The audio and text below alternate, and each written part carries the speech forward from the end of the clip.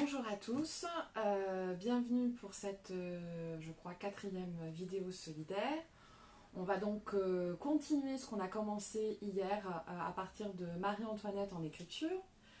Alors, pour rappel, hier on s'est attardé sur, j'aurais envie de dire, la première partie de la vie de Marie-Antoinette quand elle est jeune fille puis jeune femme, du point de vue de son écriture et bien sûr dans son rapport très fort avec sa mère Marie-Thérèse d'Autriche et dans leur très très abondante correspondance qui a duré presque 10 ans. Et donc aujourd'hui on va voir dans un deuxième volet Marie-Antoinette toujours évidemment en écriture, mais évidemment on va la voir là dans sa...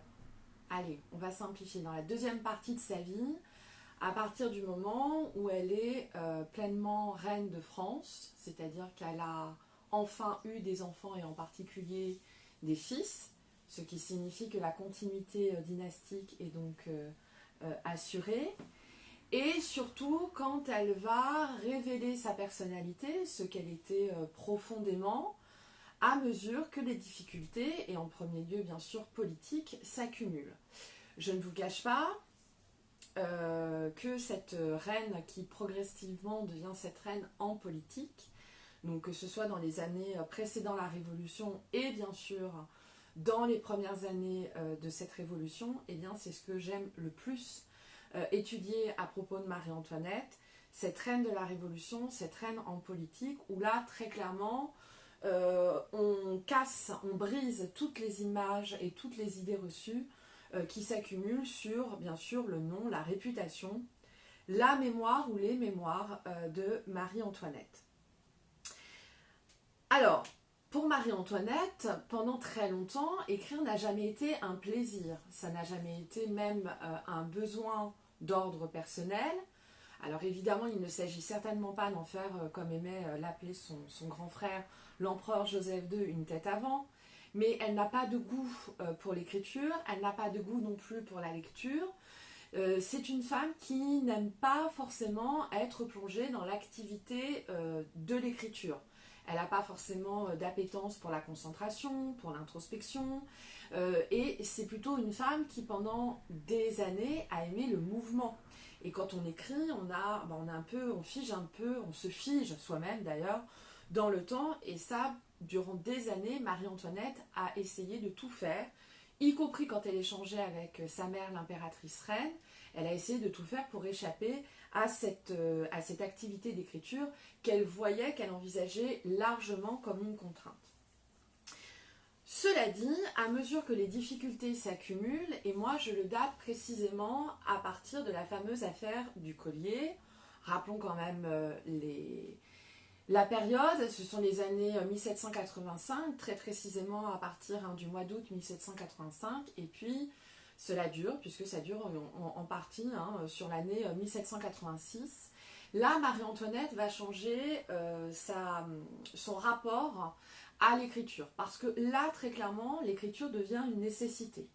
Et très tôt, donc dès les années 85-86, donc vraiment dans ce qu'on appelle les années pré-révolutionnaires, précédant la Révolution, l'écriture devient une nécessité parce que l'écriture, pour elle, le fait d'écrire des lettres, ça devient une façon de se défendre. Et à mesure que l'on s'approche de ce qui va devenir la Révolution, pour Marie-Antoinette, se défendre, c'est une nécessité d'ordre vital. Marie-Antoinette, effectivement, alors je pense qu'on peine encore aujourd'hui à le mesurer. Marie-Antoinette est de très loin la femme la plus détestée de toute l'histoire du XVIIIe siècle, y compris à la fin du XVIIIe siècle. Elle est détestée aussi bien par le verbe. Je vous renvoie évidemment à tous ces pamphlets qu'on a pu étudier, je pense en particulier à Chantal Thomas, à toutes ces caricatures qui ont pu aussi être étudiées, je pense là par exemple aux travaux d'Annie Duprat. Et bientôt, Marie-Antoinette sera également menacée par les armes, et on peut le mesurer très tôt dans l'histoire de la Révolution. Donc pour elle, écrire devient une nécessité vitale, un moyen de se défendre contre les attaques, et qui sont de plus en plus virulentes, sont de plus en plus avilissantes, et très clairement, elle est confrontée, bien avant la Révolution, et évidemment dès les premiers temps de la Révolution, à une violence très crue, à une violence tout à fait incroyable quand on l'étudie de près. Là, c'est pas forcément le sujet de cette petite vidéo, mais les rapports de force qui s'installent entre la Révolution, les révolutionnaires et Marie-Antoinette sont d'une violence, et on peut même dire d'une radicalité absolument incroyable. Marie-Antoinette, donc, elle n'est plus au sein de ce que l'on appelle désormais l'opinion publique en France, elle n'est plus que cette reine scélérate que l'on accuse absolument de tous les maux. Marie-Antoinette, c'est une machine à fantasmes, si j'ose dire. C'est-à-dire qu'on accuse Marie-Antoinette d'absolument tous les maux, tous les crimes. Bien sûr, elle dilapide les finances du royaume. Bien sûr, c'est une femme que l'on considère comme largement légère, superficielle, frivole, qui vit dans un luxe absolument inouï. Ça faisait partie bien sûr de son rôle de reine de France. Et qui est capable absolument de tous les maux, de tous les crimes. On peut dire que dans les années, et qui plus est dans les mois précédant la Révolution, Marie-Antoinette, c'est déjà celle qui est coupable de tout, qui est responsable de tout, que ce soit les difficultés bien sûr strictement économiques, les difficultés sociales, les inégalités évidemment qui font rage dans ce que l'on va bientôt appeler la société d'Ancien Régime, et aussi dans les inégalités qui vont perdurer durant toute l'histoire de la Révolution française et même bien après. Marie-Antoinette, c'est ce que l'on appelle le bouc émissaire. Et justement, on le voit entre autres par son activité d'écriture, par toutes ces lettres qu'elle a pu écrire, et pareil, ça on ne s'en rend absolument pas compte. Marie-Antoinette, elle va écrire des lettres par dizaines et même par centaines. Et la plupart des lettres que nous avons encore, qui sont encore conservées, on s'aperçoit qu'elle écrit longuement, que ce sont des lettres fleuves, et elle va même développer des qualités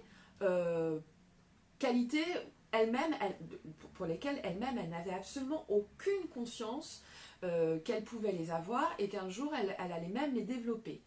Pour vous donner une idée, Marie-Antoinette va très tôt dans l'histoire de la Révolution apprendre des écritures chiffrées, codées.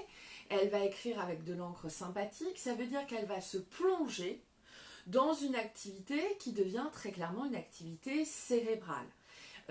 Puisqu'elle doit écrire pour se défendre, ça veut dire qu'elle doit comploter, elle doit réfléchir, elle doit élaborer des plans, des stratégies, elle doit développer de la rhétorique, et on s'aperçoit en la lisant, et vraiment je vous encourage à la lire, et à la lire de près, on s'aperçoit qu'elle finit par faire preuve même d'une certaine forme d'acuité politique.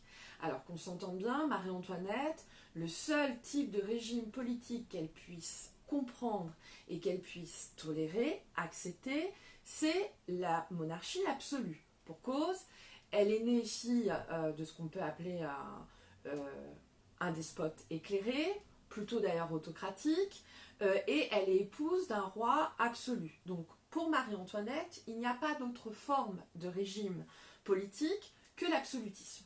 Les autres ne sont pas légitimes, les autres n'ont même pas de légalité possible.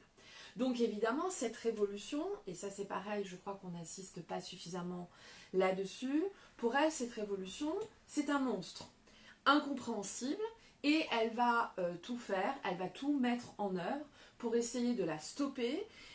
Quand on la lit de près, on s'aperçoit à quel point elle essaye d'alerter, et en particulier les souverains étrangers. Je pense en premier lieu bien sûr aux empereurs d'Autriche, qu'ils soient ses frères comme Joseph II ou par exemple son neveu François II, de la nécessité de venir prêter main forte, évidemment en premier lieu d'un point de vue strictement militaire, dans un second temps d'un point de vue strictement financier, à la monarchie française, parce que si la Révolution quitte le territoire français, et elle l'explique à longueur de lettres, la Révolution va très clairement se répandre comme une traînée de poudre aux quatre coins de l'Europe. Et on s'aperçoit, hein, en la lisant, qu'elle comprend parfaitement les dynamiques de cette révolution en France qu'elle déteste. Et très clairement, il faut le dire, Marie-Antoinette, dans tous les plans qu'elle élabore, dans toutes les lettres qu'elle peut rédiger, elle complote très clairement contre la nation et contre la révolution. C'est Marie-Antoinette, même si dans les années de la Révolution, et en particulier au moment de son procès, si les révolutionnaires n'ont pas pu matériellement le démontrer, on a pu le faire au cours du XIXe siècle en ouvrant les archives, et en particulier les archives conservées à Vienne.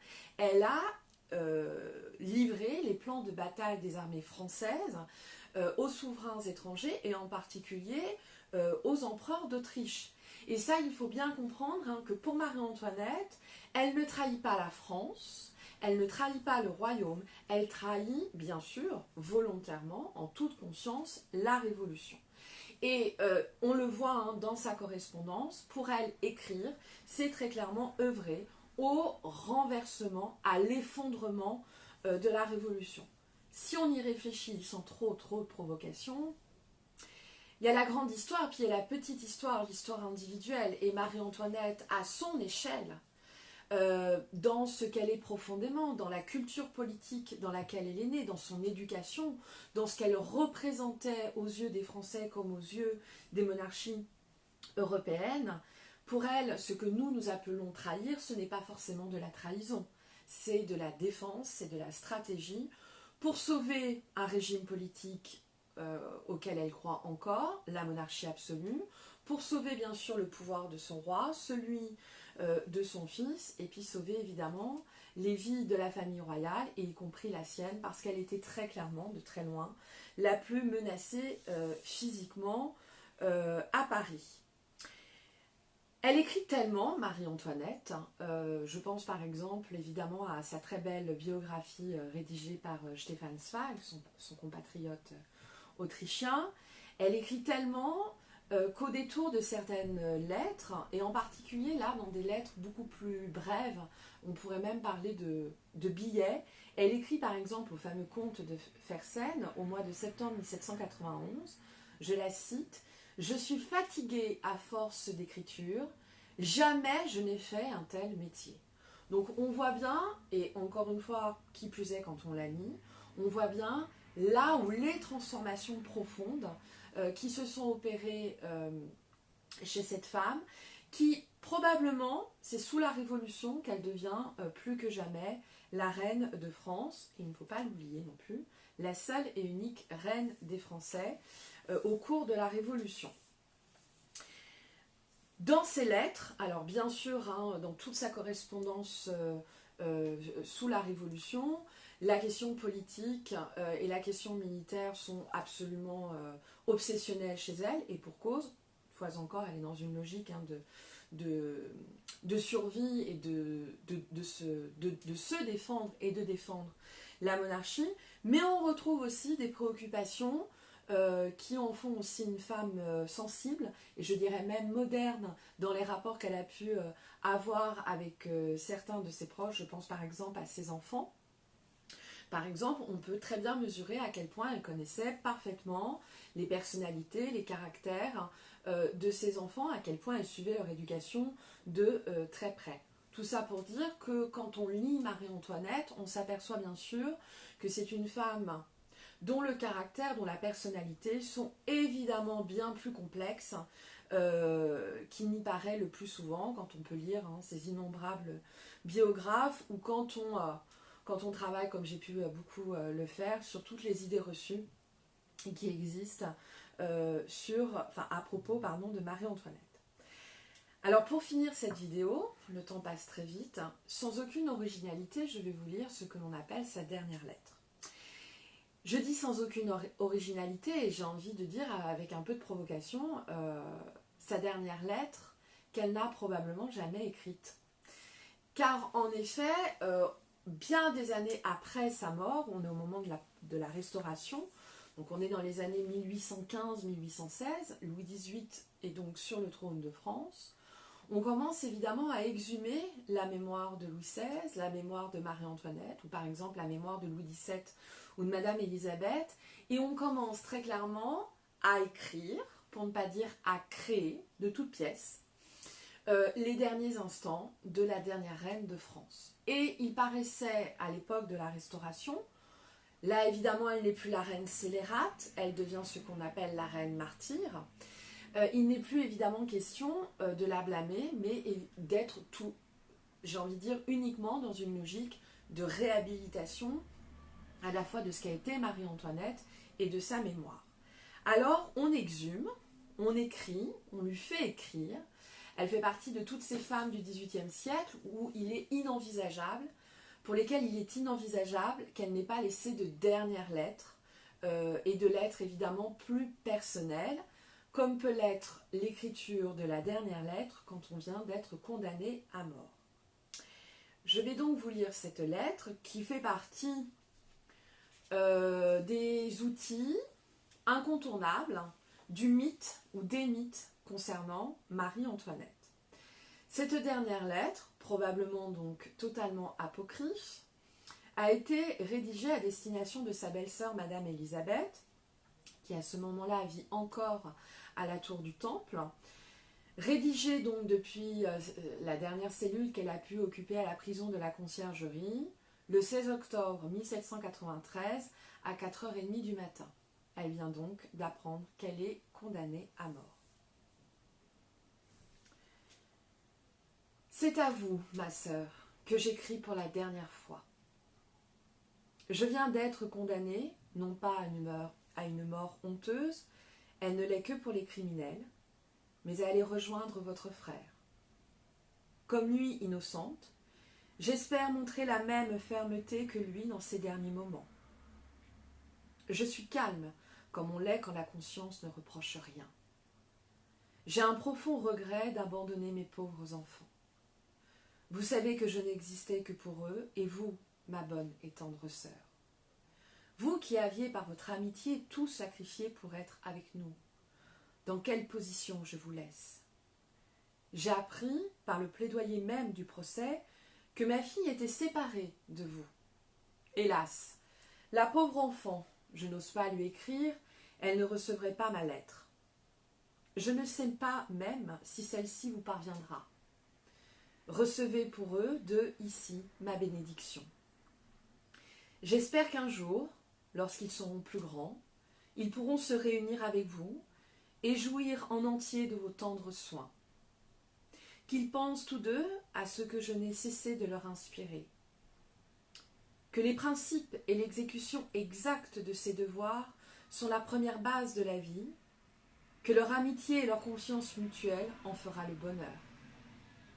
Que ma fille sente quel âge qu'elle a, elle doit toujours aider son frère par les conseils que l'expérience qu'elle aura de plus que lui et son amitié pourront lui inspirer. Que mon fils, à son tour, rende à sa sœur tous les soins, les services que l'amitié peut inspirer. Qu'ils sentent enfin tous deux que, dans quelque position où ils pourront se trouver, ils ne seront vraiment heureux que par leur union. Qu'ils prennent exemple de nous. Combien dans nos malheurs, notre amitié nous a donné de consolation.